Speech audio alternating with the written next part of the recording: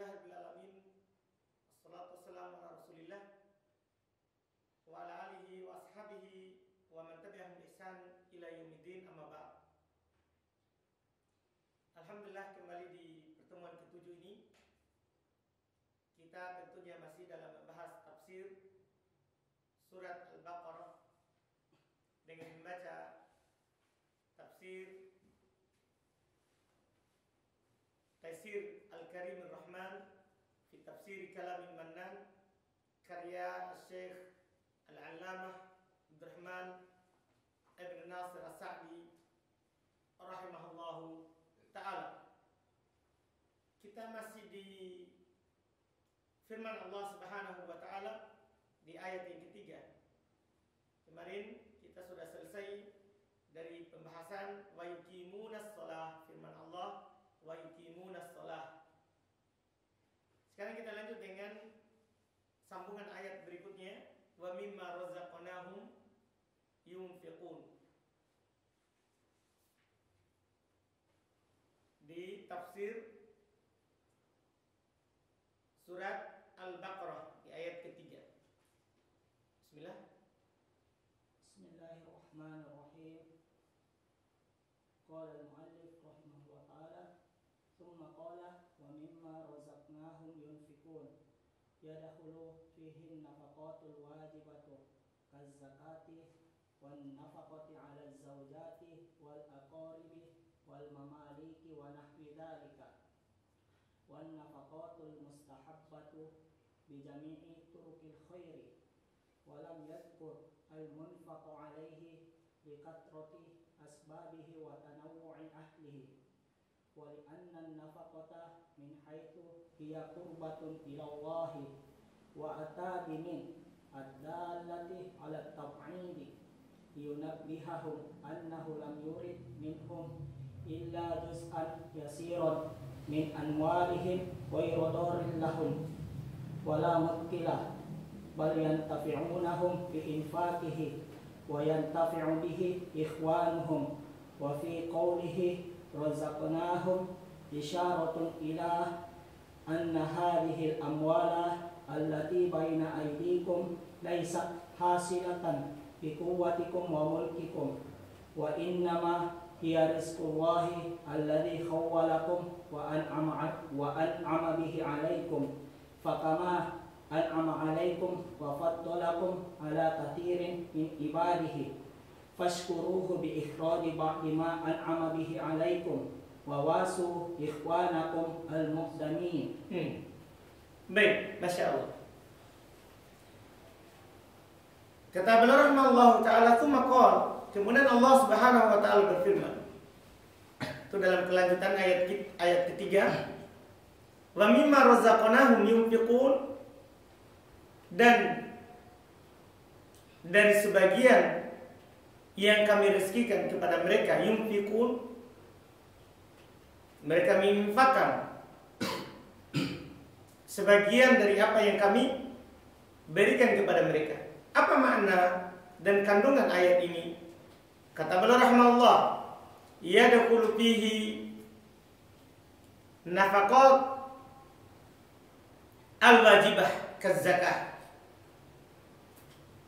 Masuk padanya, masuk dalam firman Allah ini, wa mimma razaqnahum yunfiqun yadkhulu fihi nafaqat al-wajibah. Masya Allah, masuk di dalamnya sedekah-sedekah yang wajib, kaz-zakah, seperti zakat, sedekah wajib. Wa nafaqatu 'ala zawjat wal aqarib wal mamalik wa nahwi dzalik. Masya Allah, masuk juga di dalamnya adalah nafkah kepada istri, kerabat, budak, dan yang semisalnya. Semuanya masuk. Wa nafaqatul mustahabbah, masuk juga di dalam ayat ini, wa mimma razaqnahum yunfiqun, dan mereka menginfakkan dari sebagian yang kami rezekikan kepada mereka. Masuk juga padanya adalah infak yang sunnah, bijami'i turukil khair, dengan berbagai macam jalan kebaikan. Jadi intinya ini, wa mimma razaqnahum yunfiqun, mereka menginfakkan sebagian dari apa yang kami rezekikan kepada mereka. Ini masuk seluruh jenis infak, sunnah dan wajibnya. Sunnah dan wajibnya. Kemudian kata beliau, walam yadkur al-munfaq alaih, dan Allah tidak menyebutkan yang diinfakkan kepadanya. Jadi Allah cuma katakan mereka menginfakkan sebagian yang kami rezekikan. Allah tak sebutkan yang diinfakkan kepadanya. Kenapa? Likatrati asbabihi wa tanawwi ahlihi. Karena banyaknya sebabnya dan berbagai macamnya jenis yang menerimanya. Kan macam-macam. Kadang sebab diberikan kepadanya karena dia istri, kadang sebab diberikan kepadanya karena dia kerabat, kadang sebab diberikan kepadanya karena dia budak dari budaknya. Iya, kadang dia sebut dia berikan karena itu adalah fakir, itu adalah miskin. Kadang diberikan karena itu adalah fisabilillah. Kadang diberikan itu karena dia adalah apa? Al-gharib, orang yang lagi terlilit utang. Kadang juga diberikan karena itu adalah ta'lif lil qulub, ya kan? Untuk melembutkan apa? Hatinya, macam-macam. Jadi Allah cuma menyebutkan berinfak saja. Tidak disebutkan kepada siapa. Apa sebabnya? Ini karena umum, karena banyak. Makanya kata beliau rahimahullah, li'anna nafaqata min haituhi kurbatun ilallah. Karena nafkah itu dari sisi nafkah itu sendiri, sedekah itu sendiri, itu adalah kurbah ilallah, adalah mendekatkan diri kepada Allah Subhanahu wa ta'ala. Itu hakikat daripada infak itu. Hakikat daripada infak adalah seorang itu mendekatkan diri kepada Allah Subhanahu wa ta'ala. Seorang itu mendekatkan diri kepada Allah Subhanahu wa ta'ala. Kemudian kata beliau, wa ata bimin, dan Allah Subhanahu wa ta'ala mendatangkan lafaz min, kan dari wa mimma, itu asalnya mimma, cuma nun sukun ketemu mim di idgham, jadinya mimma. Didatangkan dengan lafaz min, maksudnya saya jelaskan itu supaya enggak merasa heran mana mimnya. Nah ini kan cuma ada mimma, wa mimma, min itu di situ. Asalnya wa mimma, asalnya apa? Wa mimma. Allah Subhanahu wa ta'ala datangkan dengan lafaz min, apa fungsinya? Itu ada faedahnya. Karena tidak ada yang percuma dalam Al-Quran. Dan ini kalamullah. Ya. Kata beliau, adalah ala tab'i. Itu menunjukkan untuk sebagian. Yang menunjukkan atas makna apa? Sebagian. Karena min itu bermakna apa? At-tab'i, sebagian. Makanya saya terjemahkan tadi, wa mimma razaqnahum yunfiqun, dan mereka menginfakkan sebagian dari yang kami rezekikan kepada mereka. Paham terjemahannya? Jadi dengan tafsir ini kita bisa memahami terjemahan dengan baik. Ini Masya Allah. Liyunabbihahum annahu lam yurid minhum illa juz'an yasira. Untuk mengingatkan mereka, itu para pemilik harta, untuk mengingatkan para pemilik harta, bahwasannya Allah Subhanahu wa ta'ala tidak menginginkan dari mereka kecuali bagian sedikit dari harta mereka. Ghairu dharin lahu, tidak membahayakan mereka. Iya kan? Tidak membahayakan. Misalnya anggaplah kalau kita contohkan zakat dalam hewan ternak. Iya, zakat dalam hewan ternak. Kalau kita memiliki 5 ekor onta, itu yang keluar 1 ekor kambing, bukan 1 ekor onta. Jadi sedikit sekali. 5 ekor onta yang keluar 1 ekor kambing. 10 ekor onta, 2 ekor kambing. 15 ekor onta, 3 ekor kambing. 20 ekor onta, 4 ekor kambing. Lebih dari itu 25 baru nanti 1 ekor onta tapi yang berumur setahun. Begitu. Memiliki sapi itu 30 ekor, kita punya sapi baru keluar 1 ekor sapi yang umur setahun. Yang umur apa? Setahun. Ini Masya Allah. Iya.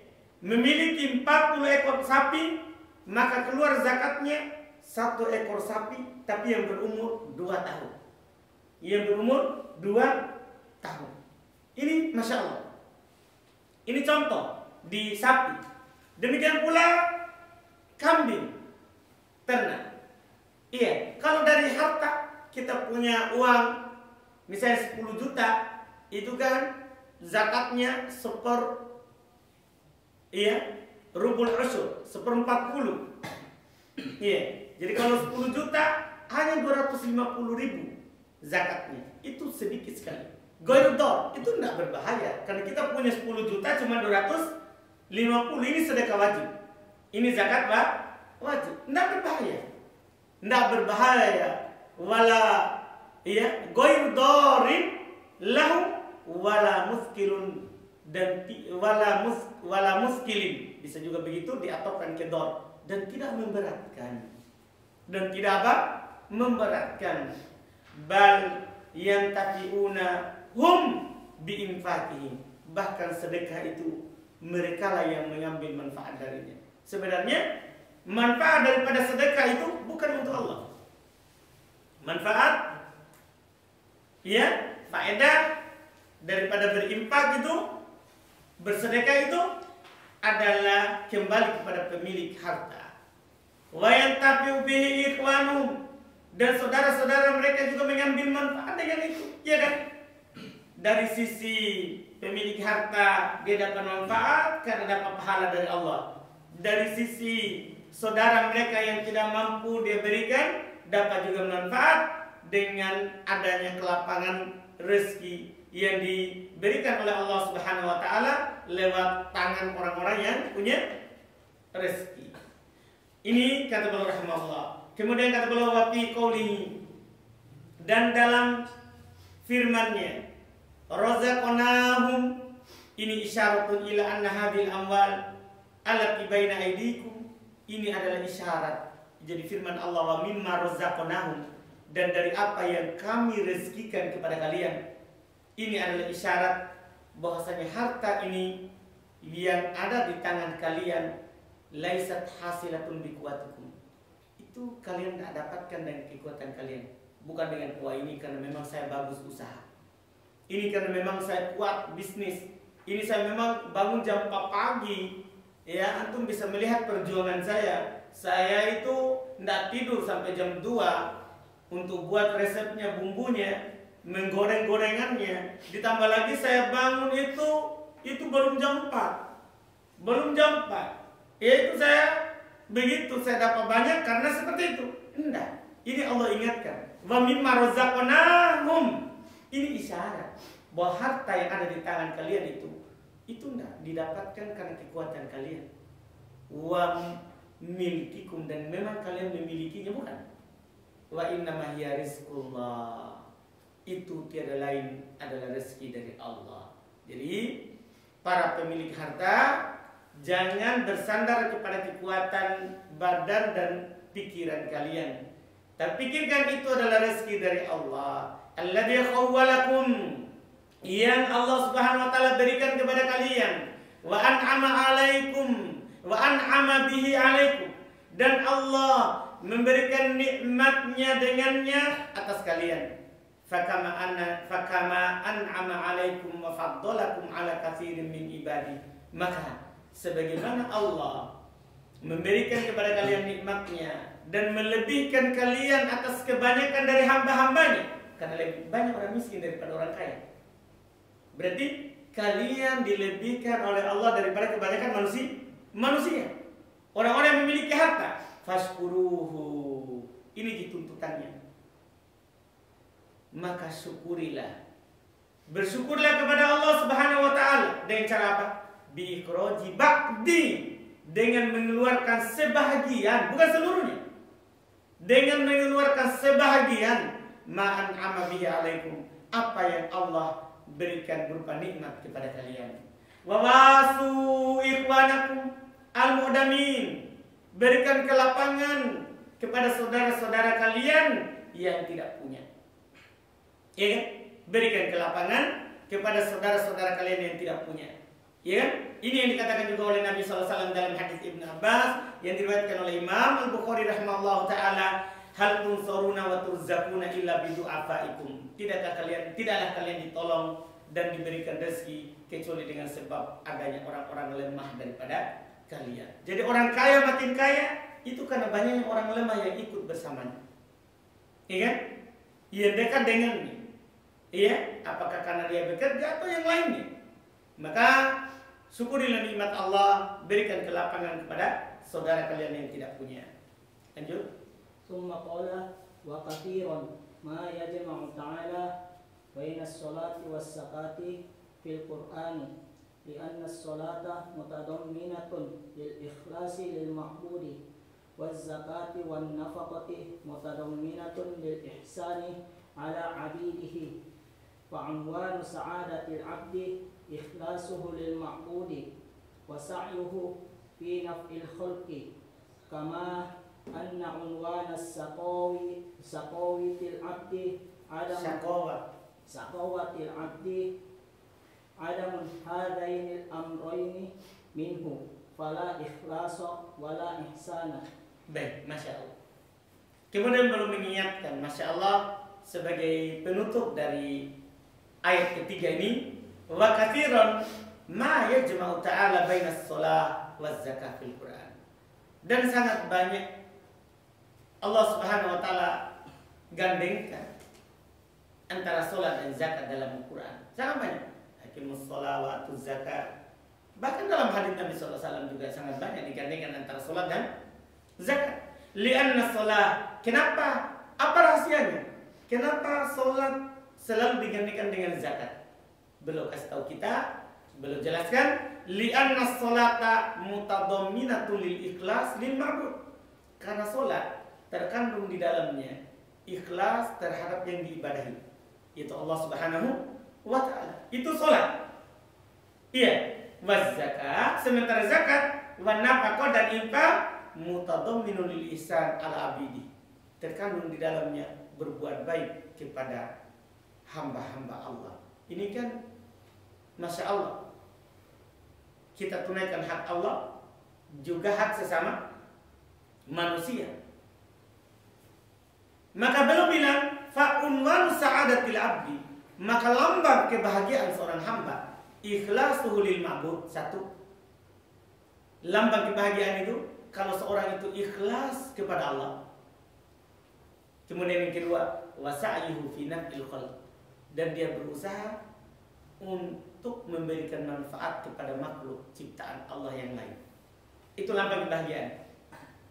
Ya, kalau seorang rajin dan ikhlas beribadah kepada Allah, kemudian juga dia berusaha untuk membantu sesamanya, ini lambang kebahagiaannya. Kama anna unwan syaqawatil abdi, sebagaimana pula ciri dan tanda kesengsaraan seorang hamba adalah ada muhadainil amroin min. Kalau dua perkara ini tidak ada. Kalau ada orang dia baik sesama manusia tapi tidak pernah beribadah kepada Allah, tidak akan pernah bahagia. Demikian pula sebaliknya, dia baik ikhlas dalam beribadah kepada Allah, tapi tangannya, mulutnya, orang lain tidak aman darinya. Orang lain tidak aman dari gangguannya, maka ini lambang kesengsaraan. Maka fala ikhlaso wala ihsan, tidak ada keikhlasan, tidak ada perbuatan baik kepada sesamanya. Ini ciri dan tanda kalau orang itu adalah orang yang merugi di sisi Allah Subhanahu wa ta'ala. Maka yang beruntung adalah yang mengumpulkan dua tadi, baik ibadahnya kepada Allah dan baik kepada hamba-hamba Allah Subhanahu wa ta'ala. Masya Allah. Kita masuk di ayat yang keempat. Tsumma qala, baca. Tsumma qala walladzina yu'minuna bima unzila ilaika wa huwal Qur'an was sunnatu. Qala ta'ala wa anzalallahu 'alaikal kitaba wal hikmah. Fal muttaquna yu'minuna bi jami'i ma ja'a bihi ar-rasulu wa la yufarriquna baina ba'di ma unzila ilaihi fayu'minuna bi ba'dihi wa la yu'minuna bi ba'dihi imma bi jahdihi aw ta'wilihi ala ghairi muradillahi wa rasulihi kama yaf'alu dhalika man yaf'aluhu minal mubtadi'ati alladzina yu'awwiluna an-nususa ad-dallata ala khilafi qawlihim bima hasiluhu adamut tasdiqi bimaknaha wa in saddaqu bilafdhiha falam yu'minu biha imanan haqiqiyan wa qawluhu wa ma unzila min qablik yashmalul imana bi jami'il kutubi as-sabiqati wa yatadammanu al-imanu bil kutubi al-imanu bir rusuli wa bimashtamalat alaihi khususan at-Taurat wal Injilu waz Zaburu wa hadhihi khasiyatul mu'minina yu'minuna bil kutubis samawiyyati kulliha wa bi jami'ir rusuli fala yufarriquna baina ahadin minhum. Baik, Masya Allah. Kemudian di ayat keempat, tsumma qala, kemudian beliau berkata, tsumma qala, kemudian Allah berfirman, walladzina yu'minuna bima unzila ilaik, dan orang-orang yang selalu beriman terhadap apa yang diturunkan kepadamu. Inilah ciri orang-orang bertakwa. Mereka adalah orang-orang yang beriman terhadap apa yang diturunkan kepadamu. Apa itu yang diturunkan kepada Nabi? Huwal Qur'an was sunnah. Jadi bukan hanya Al-Quran, dia adalah Al-Quran dan sunnah. Beriman kepada Al-Quran juga beriman kepada hadis Nabi SAW. Tidak cukup, oh saya hanya percaya Al-Quran. Kalau tidak ada dalam Al-Quran, maka saya tidak amalkan. Ini pertentangan. Seorang yang beriman terhadap apa yang diturunkan kepada Nabi adalah beriman kepada Al-Quran dan sunnah. Iya, qala ta'ala, Allah berfirman dalam ayat yang lain maksudnya, wa anzalallahu 'alaikal kitaba wal hikmata. Allah Subhanahu wa taala telah menurunkan kepadamu Alkitab, Al-Quran, wal hikmata, as-sunnah. Jadi dua itu yang Allah turunkan, yang harus kita imani. Iya, yang harus kita imani. Allah turunkan kepada kamu wahai Muhammad Alkitab, Al-Quran, wal hikmata, maksudnya adalah apa? As-sunnah. Hadis. Jadi dua-duanya ini harus kita imani. Fal muttaquna yu'minuna bi jami'i ma ja'a bihi rasul. Maka orang-orang yang bertakwa, kata beliau, mereka percaya dan beriman terhadap seluruh apa yang dibawa oleh Rasul dengannya. Wala yufarriquna baina ba'di ma unzila ilaih. Mereka tidak pernah membedakan antara sebagian yang diturunkan kepada mereka. Fa yu'minuna bi ba'di, sehingga mereka beriman dengan sebagiannya. Wala yu'minuna bi ba'di, dan tidak beriman dengan sebagian yang lain. Tidak. Orang beriman tidak seperti itu. Orang yang beriman tidak seperti itu. Imma bijahdi, apakah dengan menentangnya, seperti orang-orang Mu'tazilah dari kalangan Jahmiyah. Mereka menentang ayat-ayat Allah karena tidak cocok dengan akalnya, atau ta'wili, atau dengan mentakwilnya, seperti sebagian Asy'ariyah, seperti orang-orang Asy'ariyah yang mentakwil sebagian sifat Allah Subhanahu wa taala ala ghairi muradillahi wa rasulih, yang tidak sesuai dengan keinginan Allah dan Rasulnya, yang tidak sesuai dengan keinginan Allah Subhanahu wa taala dan Rasulnya. Iya, ini masuk dalam orang-orang yang dicela oleh Allah Subhanahu wa taala. Ya, karena beriman terhadap sebagian tapi tidak beriman terhadap sebagian yang lain. Tidak, orang yang beriman itu beriman terhadap seluruh apa yang dibawa oleh Rasul. Iya, tidak menolaknya, tidak mentakwilnya. Iya, Kama yaf'alu dzalika ma yaf'aluhu minal mubtadi'ah, sebagaimana hal itu dilakukan oleh orang yang melakukannya dari kalangan ahli bid'ah yang saya sebutkan tadi. Ya, alladzina yu'awwiluna nusus ad-dalata ala khilafi qaulihim. Yang mentakwil nas-nas yang menunjukkan yang tidak sesuai dengan ucapan mereka. Jadi mereka bangun dulu ucapan, setelah itu datang nas, kalau sesuai maka mereka terima, kalau tidak sesuai maka mereka ta'wil atau tolak. Ini na'udzubillah dari kalangan ahli bid'ah.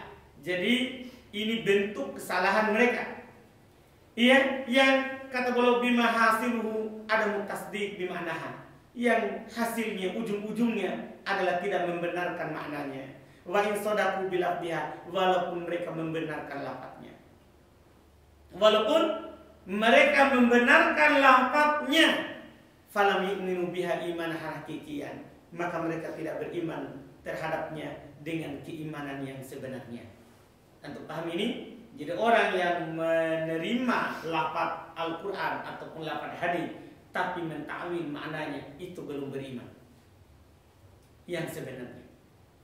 Ini belum beriman dengan yang keimanan yang sebenarnya. Kemudian wa qauluhu, dan firman Allah, wa ma unzila min qablik, dan mereka juga beriman terhadap apa yang diturunkan sebelummu wahai Muhammad. Yashmalul iman bi jami'il kutubis sabiqah. Ini firman Allah ini mencakup keimanan terhadap seluruh kitab yang telah lewat. Terkandung di dalamnya beriman terhadap kitab-kitab, yaitu beriman kepada para rasul juga. Karena tidak mungkin kita beriman pada kitab tapi tidak beriman terhadap yang membawa kitab. Paham? Jadi mafhum langsungnya yang mutabaqah, pemahaman yang muwafaqah langsung tersurat di situ, ya.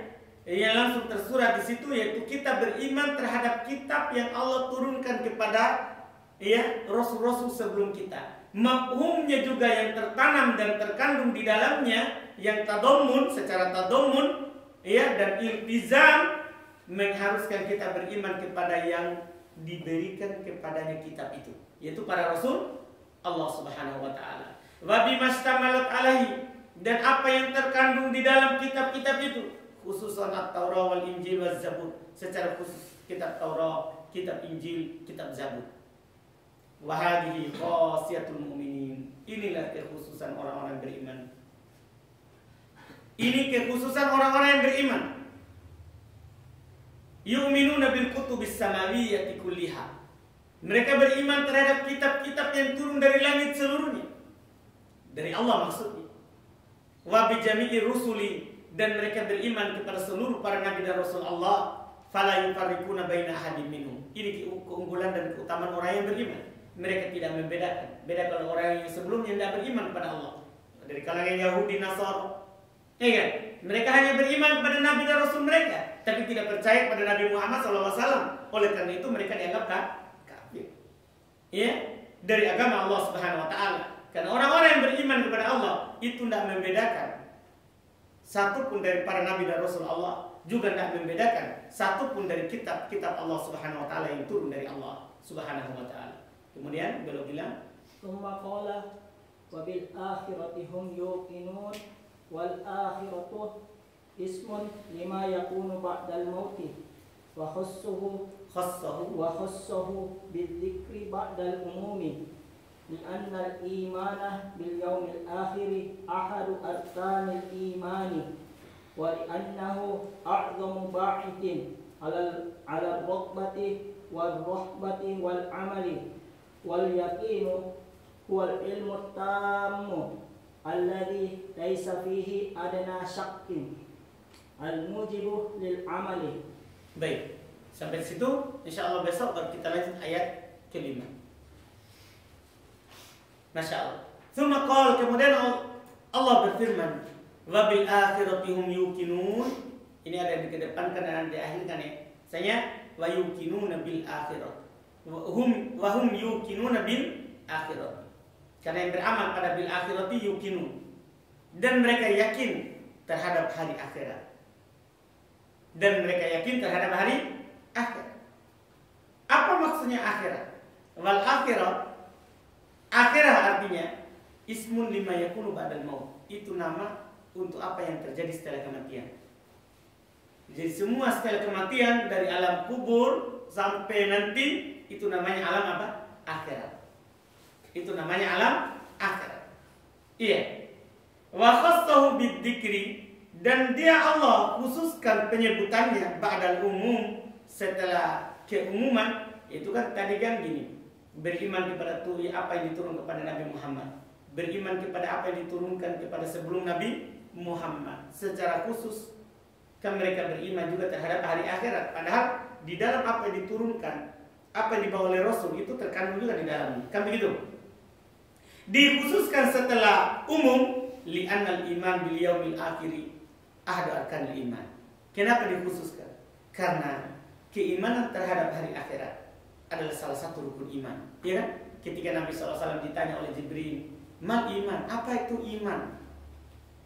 Ketika Nabi SAW ditanya oleh Jibril, apa itu iman? Di antara jawaban beliau adalah, kamu beriman terhadap hari akhirat. Itu setelah, yaitu ketika beliau menyebutkan rukun iman yang 6, ya kan? Dalam hadis Jibril, hadis terkenal. Iya. Di antara yang Nabi sebutkan adalah engkau beriman terhadap hari akhirat. Hari akhirat. Salah satu rukun iman. Wali annahu a'adhamu ba'ithin 'ala rabbati warahbah wal amal. Masya Allah. Kenapa disebutkan hari akhirat? Karena penyebutan hari akhirat, hari pembalasan, itu adalah sesuatu yang sangat mendorong seorang itu untuk cinta, takut, dan beramal. Kita akan semangat beramal kalau kita yakin kita akan kembali kepada Allah dan akan melihat apa yang kita amalkan. Iya, apa yang kita amalkan, tidak sia-sia ini yang kita lakukan. Ini kita akan dapatkan nanti ganjarannya di hari akhirat. Di hari akhirat. Ini Masya Allah. Wal yakin, dan yakin, ini dari kata yukinun. Yukinun. Apa artinya yukinun? Apa itu yakin? Huwal ilmu tam. Yakin itu adalah ilmu yang sempurna. Alladzi laisa fihi adna syak. Yang tidak ada padanya sedikit pun keraguan. Itu namanya yakin. Ini sudah ilmu yakin. Yaitu ilmu yang tidak ada lagi padanya sedikit pun keraguan. Tapi dilanjut, al-mujibulil amal, yang mengharuskan untuk diamalkan ilmu itu. Ini untuk mengeluarkan, di sana ada golongan yang berpendapat kalau sudah yakin tidak perlu lagi amal. Sholat sudah tidak wajib, perkara yang haram sudah tidak dilarang lagi, bebas merokok, bebas berzina, bebas minum khamar, tidak ada lagi, tidak pakai baju lagi. Iya, tidak sholat lagi, tidak sholat. Ditanya, nah itu orang biasa yang masih sholat. Ini sudah sholatnya sudah tidak di sini, di Makkah. Sholat apa? Nah, beda jam 8 jam. Tapi itu ya, makanya kalau kata tambahkan, ini kan ahli sunnah.